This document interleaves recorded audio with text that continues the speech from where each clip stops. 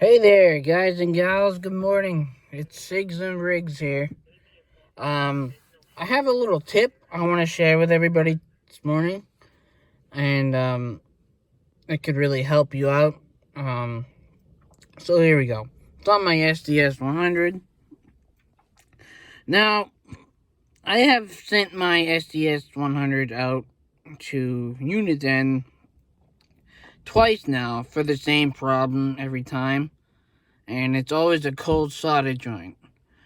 Now, I've never dropped this. I've never banged it up against anything. It's always been secure on my hip or right where it is now, or charging or whatever. But since it was the only thing I do to this thing that could possibly cause the cold solder joint is I change the antennas, a lot. And so I figured if I want to keep changing any antennas, and I don't want to really disturb that joint, I should try BNC connection. It comes with the SDS100, as it comes with every one you buy that's not BNC.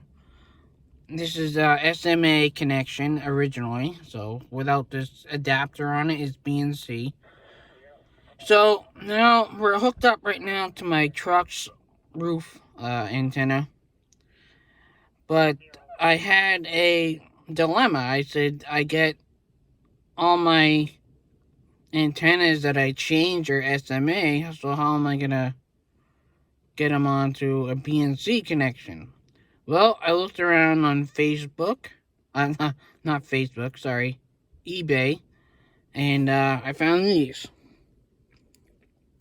This is a BNC male connection to an SMA female connection. And, the SMA antenna, it screws right up into it, and it goes right on. And, as you can see here, here's my, Remtronics, and it works for that. So we could just take this off now, and we could just put this on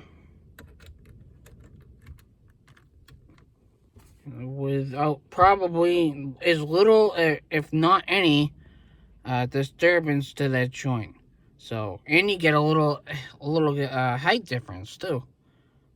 Look at all that, about an inch, maybe an inch and a quarter of extra height, and it still works. Where I put the volume all the way down so you guys can hear me.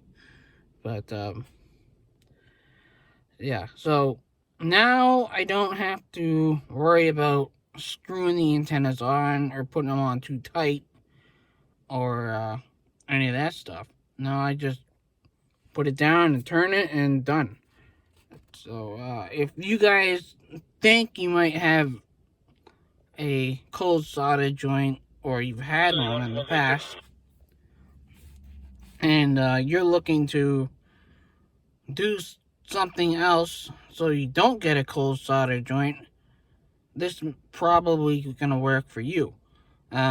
If you think about it, all the old scanners, like the BC 80 XLTs and all that stuff, they all come with a BNC connection.